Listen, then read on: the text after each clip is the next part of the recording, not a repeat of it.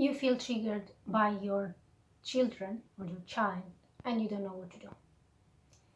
Well, first of all, I want to start by saying congratulations. Because if you are already owning that you are triggered, it's the best start, it's the right beginning. Because you are not saying that your child is the problem. You are saying there is something in me that I'm feeling, that I'm experiencing, that it's triggered, that it's activated by his or her behavior, right? So that's definitely the right place to start, because children are never the problem. They are never, ever, ever the problem. They may have a problem, but they are not the problem. So whatever challenge with your children's behavior that you may have, I will approach this in the three categories, three folds, so to speak. So the first one is this: they have a problem. So it can be that they are being bullied, they are being abused, they are struggling with something at school that you are not aware of. They may have something even in their physical health or so, that I don't know, something that this is very specific, but something that can be impacting their behavior and their development that you are not aware of. Okay, if this is the case, you need to look for help, for professional help. Talk with, I don't know, teachers in school to see if there is a case of bullying, or look for psychologists that are specialists either on children or on teenagers, or talk with your child, communicate and talk and make yourself open and say, I'm here, I want to understand what is happening. Open your heart, or starting, the best way to open your heart is that you start to be yourself open. Then they will open up because they will respond to that energy. Okay, sorry. Today I'm a bit with my throat. So that's the first thing, and if it is the case, look for help, or you become the help that they need and take action. The other two come related with their development and your development when you were a child. Which means that the second one can be actually not a problem, it's just lack of information from your side.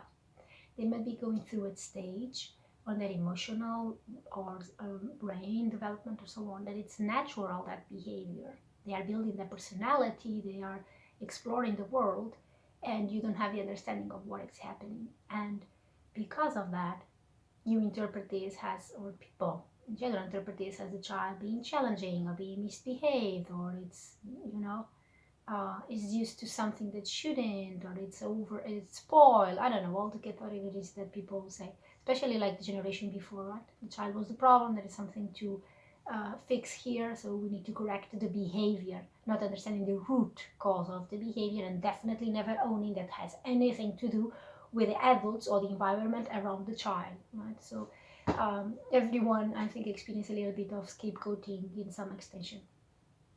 So this example, for example, it can be a toddler. In the toddler years, they start to develop their sense of self. And the way they do this is by defining their yeses with the no's outside. What do I mean by this? They learn by contrast. And they are testing what they already know about the world that mainly was said or observed or learned by the mother or the father or the nanny, or, the close people that are around them.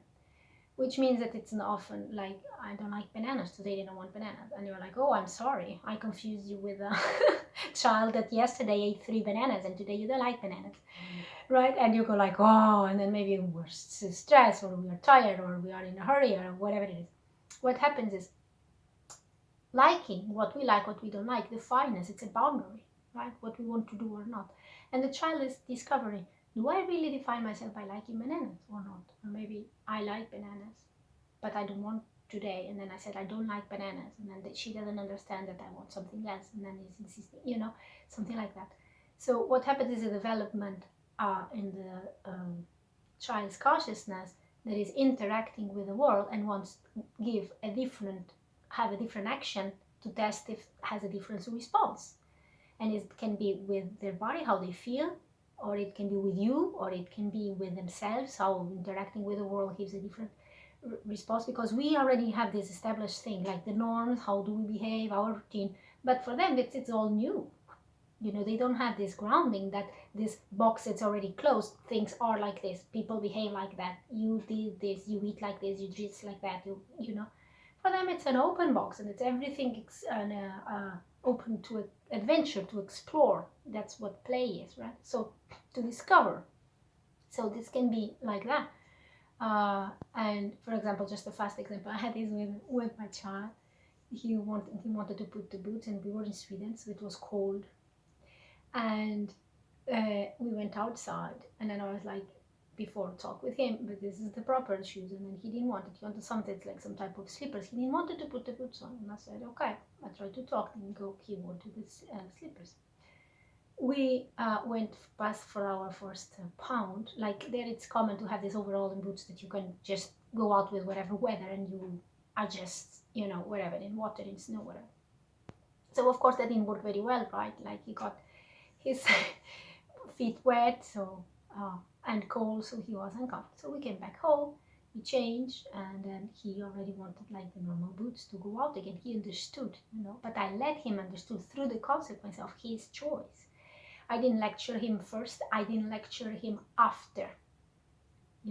It was, he was learning through the consequences. He didn't needed my perspective on him or my opinion about him. He was learning about the world and about the weather, and why we adults have already specific clothes for specific events in that way.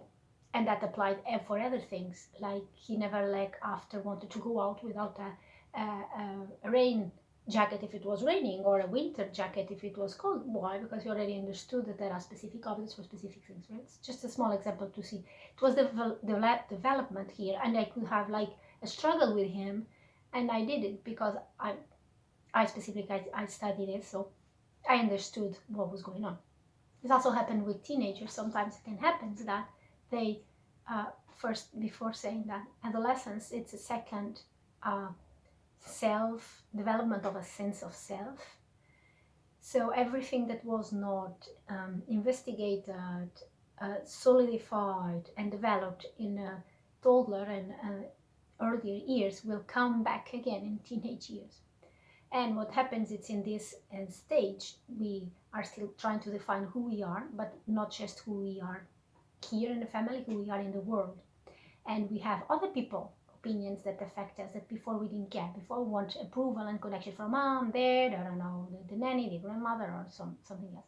In teenagehood, it's very, very important for us the opinion of our peers, right, of our friends that are the same age. So that also comes along.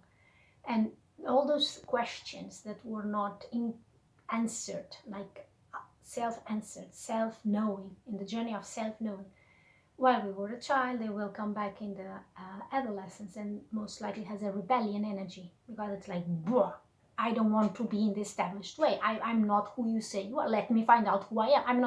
I don't even know who I am. You're already telling me that I am this, I like that, I dress like this, I go like this, I need to visit this person, I need to study this, I need to buy this, I cannot buy that. You see, it's so much restriction that the only way to burst out of that energy and let the self out is through rebellion. But this is just happening again because there is a lack of understanding of the development stage they are at, and what the personality needs to come forward, and what is the emotions that also are affected by, for example, the influence of the peers. That is not always bad. Influence of the peers, period.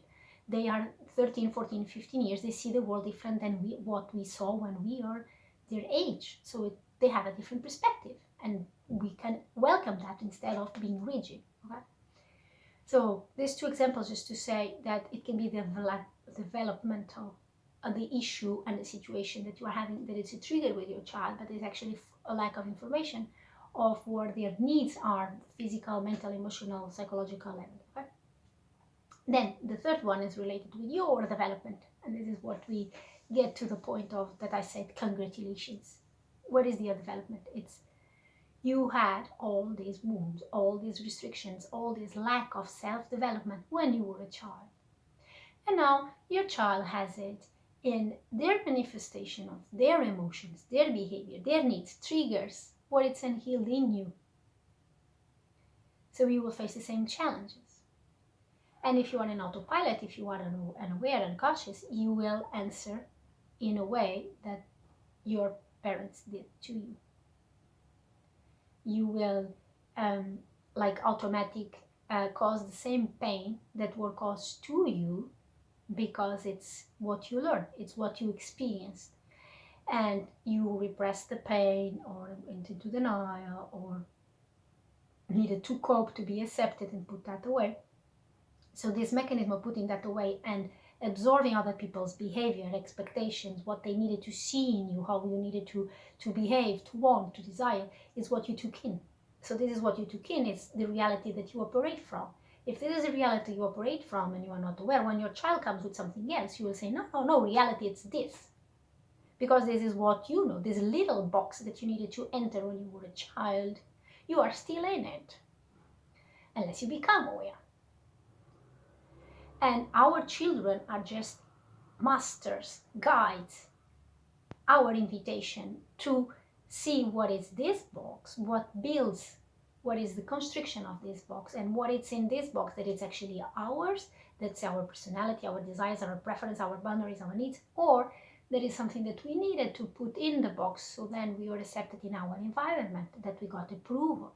Because there is two things that it's super important to understand in development, in human development in general. One is approval, the other authenticity. When authenticity cannot be discovered, explored, expanded, and expressed, we repress this and we behave in a way that we get approval, because we already learned from the cave times that we need the group in order to survive. We need a tribe to share the food, shelter, to protect us, resources. Isolation means you will die. So it's in our bones, it's our instinct, okay? So when approval comes, we have a box made of approval that may or may not include aspects of our authenticity if they were or not approved. So the triggers are telling you, look, you have something here that happened, that it's not you and it's not what you want, it's not what you prefer. Look what is happening to your child. Your child is telling you, look, this is it, this is me.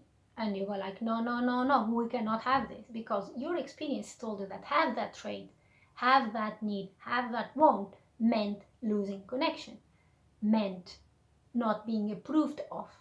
So you don't want that for your child, because you want to protect, you want to love, you want to have the child with you, right, in the group. You want to include. So you say, look, this group works like this. If you want to belong, and I want you to belong because I love you, you will also behave like this, okay? This is the unconscious way. This is the unconscious pattern. The aware pattern is like, okay, I feel triggered. Now he doesn't want to put the boots, and all of a sudden it's just to be about the boots. I'm super triggered. What do I feel? Let me see. A random example, okay? What do I feel? I feel angry. Why? Because he doesn't want to put the boots, and I want to go outside like fast. But why? Because we need to do this. Okay, I'm in a hurry. So it's not about the boots or him. It's me. I'm in a hurry. I have a concern because this and this. So I'm feeling some consequences. Oh, okay. And then, but go deeper. Why do you feel angry? Well, my mom never had patience with me. Like, not to put clothes on, not to put the boots. Like, I always needed to go at her pace, like walk at her pace, do things when she wanted. I never could structure my day. I could never. Then you go like, so this is definitely not about my child. Maybe it's me. I didn't have anyone that was compassionate with me. I didn't have anyone have patience. I didn't have anyone. So you go like, okay, so then I feel angry. But this anger, it's the anger that I could not have express or communicate when I was a child to my mom or to my parents or to whoever is involved. I couldn't. I needed to repress it. And now he is having this behavior that it's matching this energy, everything is coming out. And it's like, okay, now I'm aware. Can I do this or not? Can I own that I am angry? It has nothing to do with my child, and then I'm angry because I haven't resolved trauma, or I choose to not do that, and then I become angry because I'm too stressed. Because in our society this happens. This is not judging, okay? This is job or stress or tiredness or overwhelming or I don't know, many things. Sometimes parents, because what I said, you have your own trauma, so your own trauma causes that maybe you sometimes can be sad or sleeping problems or depressed or you're in denial or so many things, right? So, and I'm giving examples more common, because if we go to narcissistic up, like the level of already intense abuse and so on, then the cake, it's like huge, right? So go easy on you if this is the case. Just giving examples to illustrate the idea. So in this role of being a parent, wanted to guide, we also need to let ourselves be guided. And this is key in this role. Whatever is the 1, 2, or 3 situations that I gave, you need to let your child be. You need to let your child express. You need to let your child tell you who they are. If they are having a problem, let them, they need to be the one identifying the problem. It's not like you said, okay, this is the problem. Like, for example, I will just change you for schools. Maybe he doesn't want to change schools. Maybe he wants to address the problem in a different scenario, right? In a different way. Or I will just put you in psychology and this will solve it. Maybe they don't want to talk with a psychologist, they want to talk with you. Or maybe they try psychologists and they don't like that, you need another one. So don't go and over the side and then you find the problem and you find the solution and that's it. Communicate, open. Let them tell you whatever they want, they need, what is the struggle, and then you come with a proposal, and then you see the outcome, and you make a proposal, and then you guide it like, look, mom thinks that this person maybe can help you. Can we try? And then you ask what happened, how do you feel, what do you think, and you evolve. Don't make things like set in stone, because it's your responsibility, and we feel so responsible that you want to decide and to make things work. But this is a bit of a struggle, and this is the force. This is not allowance. This is not guidance. This is force, right? And this is probably what they did to you. That's why now you have this automatic mechanism. And also, we were not taught to learn to trust our children. We were taught to see, as a society, that children are less, they are disabled, they are incapable, they have a lot of limitations, they are learning a lot, they need a lot of support, but they need support to be able to develop those skills. Okay, the ability of becoming responsible for themselves. And we need to allow that for each stage. From 2 to 3, they can already be responsible for some things, right? For example, they can choose. Of course, they'll choose what they eat like all day long. No, but you want an apple or you want a banana? You want to sit here, do you want to sit there? You want this pajama, do you want that pajama? Give options. Start to empower them by they knowing that they can choose. They can have options. As a teenager, is the same thing. Don't decide over them. Give them options. Give them options to what they can do, or how to approach, or how to solve the problem, you see. So in the second case is the same. If it is a development and it's a normal stage, a lot of communication. Oh, this is happening because of this. So you make questions, what they prefer, what they want, what they try. If they have a specific interest, like propose to buy some materials for them to be able to develop that skill, or put them in some class or some activities that they can discover if they like piano, if they like painting, if they like a sport, if they don't, if they, they have a specific skill, a specific thing they like to play with, follow their interest and let them flourish into who they are. And if any of this triggers you, because you are sad, because you would like to have be a musician and then your parents didn't let you, and now he is asking to have violin classes, for example, and you were like, no, that's the thing, and then you heal your wound. So they are our guides. So we can parent them in the way they need, and they are our guides towards our hidden pain, because they will reflect everything. They will reflect everything that we need to know about ourselves, that it's hidden, that is unconscious. Why? Because what happened at the stage 2 or 3, for example, they are humans, happened to us. When that goes through them, it's like a screen, we go like, okay, something here is missing. Then it's at the age of 10, it's like, then it's happening a situation, They are the next person in line of this stream of consciousness that is a specific family line that already has traditions, patterns, ways of thinking, ways of behavior, So this is already a heritage, not just DNA heritage, but it's behavior. It is thoughts, it is energy, it is emotions, it is many things. So all of this is being heritage, and what they can do, it's because they are smaller, but they are also connected.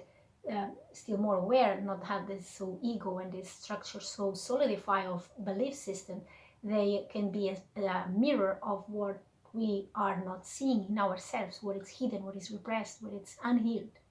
Okay, so these two, and then in the third, when this happens, also communication, and you own. In this case of the boots, as I say, imagine that that had happened to me. Look, I'm sorry, give me a moment. I'm feeling really angry right now. I understand that you want to explore this option and you are not okay or didn't want to go with the boots now for some reason. But something is coming up in me. I'm feeling this emotion. I need a moment to look at it. Okay? And then you own it that it's you and you communicate that to your child. It's like, I don't know, I want to say this. Like we think that protecting our children, it's hiding things from them. It's lying. It's the missing. It's like, for example, if I was crying, I did this and then I stopped.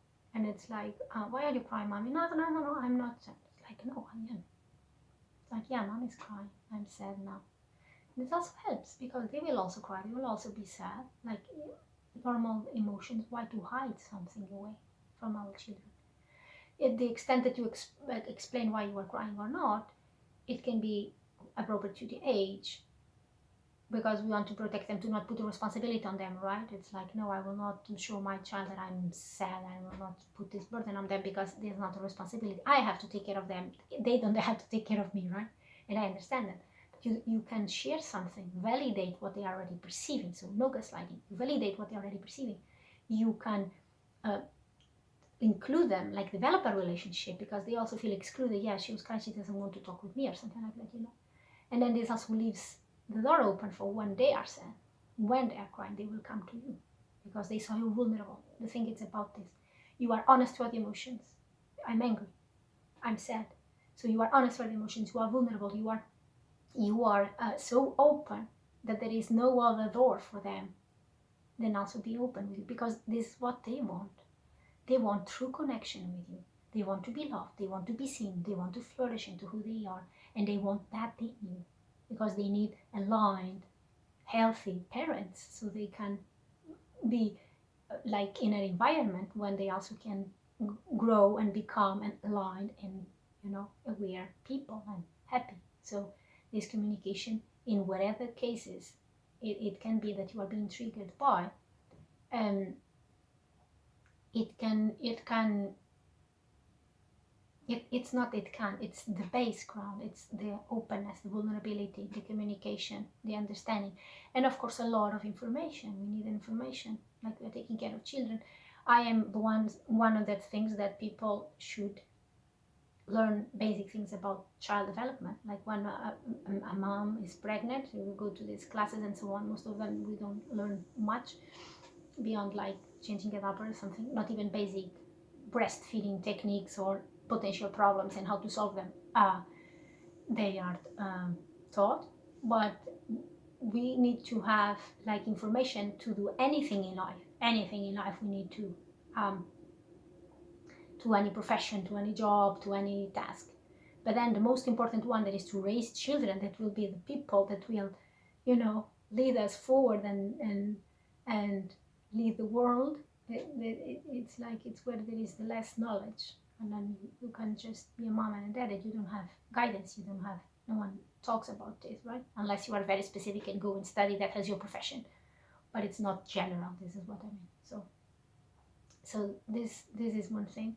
And another thing that it's very important, it's like because we see children growing and they will become grown-ups, we think that is the job, like a child needs to grow, needs to develop, so they need to learn the society's rules and blah blah blah. Of course they need, but that's not the aim. Like because we think that children grow, they need to be grown-ups, that's their job, it's to grow, but it's not. A job of a child is to be a child. It will grow eventually. So enjoy more this. Don't be so much with the rules or with the musts or so rigid. Like the pick up the toys that needs to come first. Of course, teach them to be responsible, to take care of the materials. Teach them how to be polite. Teach them how to treat the next person also with kindness and so on. But allow them also to explore and to not be so rigid, because they are already learning, you know, by you, by the example they have. It's not like you need to say this, you need to say thank you, you need to say thank you. You say thank you all the time. At some point they will start to say thank you to people too. You always put the dishes this way, you always put the dishes this way. At some point they also want to get 4 or 5 years, whatever it is, to get the dishes, and then they go and put the dishes this way. You don't even have to say. But what we do as parents, it's like, oh no, when they want to do that, because they are small, because we want to protect them, because we are in a hurry, oh no, no, no, I take care of it, I take care of it. Then at some age, we want them to help with chores, and then they don't want to, and they go like, yeah, you never help, you don't do anything. It's like when they have the interest, you forbid them. You block them once and again, and then now they won't. Now you want them, and they are already out. You know, so be open. What is the behaviors that your children are having in your environment, that you can invite them to connect with you, because they connect with you through chores, through plays, through everything that they are expressing. They see you. Monkey sees, monkey do. It's how we survive so far. We pass information. They see you doing something, they will copy. They will do it. So don't be so worried that, oh, maybe they are having this problem, now they are stubborn, they don't listen to me, they will not make the good choices, they are with the bad friends now, they will. If you have this deep connection with your children, and you listen to them, and you communicate, and you meet their needs, and you listen to what they want and what they prefer, and they don't, and you communicate, I am this person, I like to do this, I don't like to do that, this is my limitation, this is my fear, this is my emotion, what are yours? You have this always back and forth. You have the recipe for connection, and this is what you need. Because no one needs to be perfect. You don't need to be the perfect mom or the perfect dad or the perfect teacher. You need to be human, because it's what we are raising. We are raising humans. So we need humans. If you want humans to be connected and vulnerable and open and empowered and strong and kind, we need to set an example for them. And the only way to set an example is to have a relationship with them around these values. Not just so much talking, and then the rules and the impositions and the orders and the must do's are completely opposite to what we want to them to be, or to build, or to teach them. You see? So this is my take on it. If you are being triggered, this is a journey. Take easy on you, process your pain, ask for help if you need, heal. This is one of my skills. It's be able to provide this container for healing, and be easy on you. You will be okay, and also your child. Okay, so be kind to yourself today.